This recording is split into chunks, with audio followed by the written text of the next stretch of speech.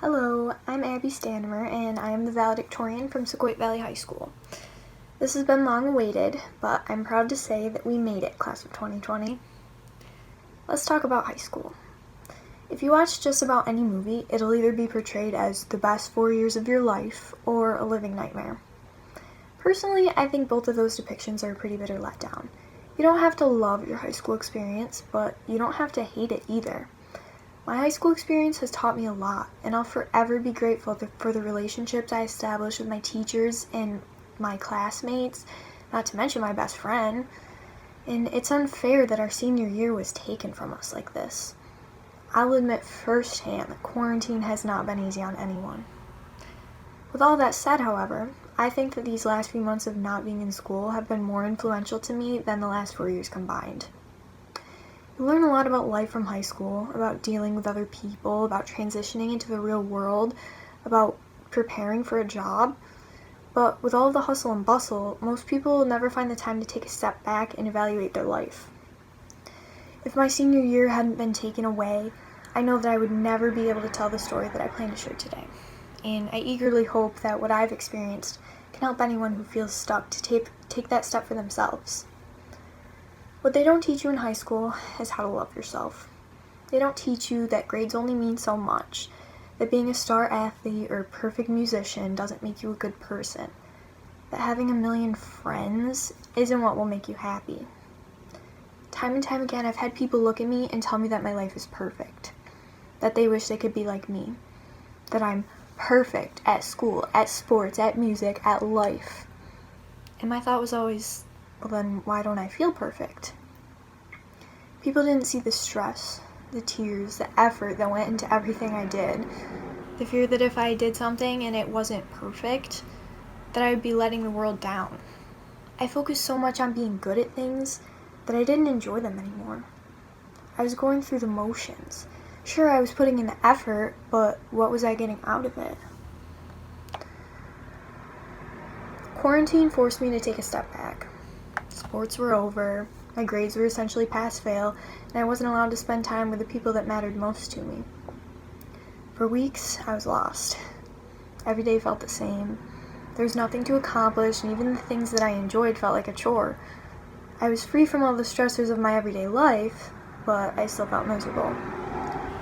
So I decided to make a change.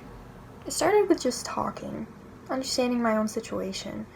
I wrote a journal of everything I was feeling, and I talked through those feelings with people that I trusted. Day after day after day.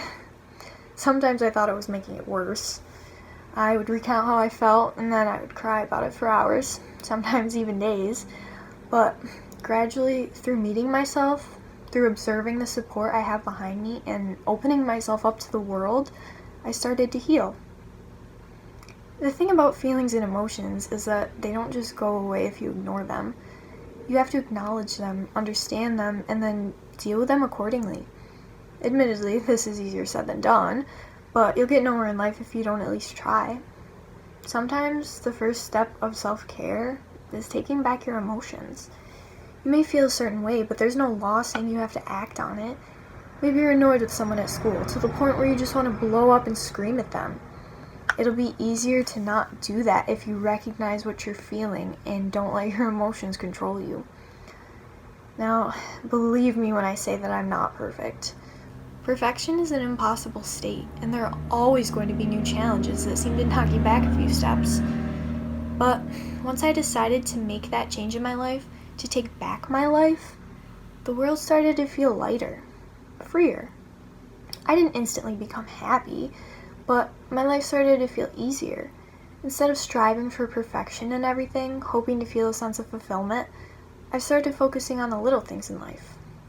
As my guidance counselor, Mr. Sheldon, once told me, you have to stop and smell the roses, letting all the little things in life become the big things. For me, this started the day I decided to take a walk by myself. Every time something caught my eye, a patch of flowers, a shady tree, a ray of sunlight, I would stop and take it all in. My first instinct was to pull out my phone and take a picture, but I stopped myself. Instead, I sat in the grass and smelled the flowers. I felt the bark on the trees and listened to the sound the leaves made when I stepped on them. I paid attention to the feeling of the sun on my skin and the coldness of the creek when I dipped my hands in. And by doing so, I was filled with a sense of peace. How can you feel completely miserable about your life if you have things like that to look forward to? Beautiful things that nobody can take away from you, that will always be there to comfort you. I'm learning more and more every day that sadness is temporary. You'll always have another good day. You'll always have more little things to look forward to. And that's exactly why they're the big things, the reasons to keep going. My life is a work in progress. There are bad days, but more and more I'm finding myself having a lot of good days. And for no reason more than I want to have good days. So, if you take anything with you from my message today, let it be that life is a journey.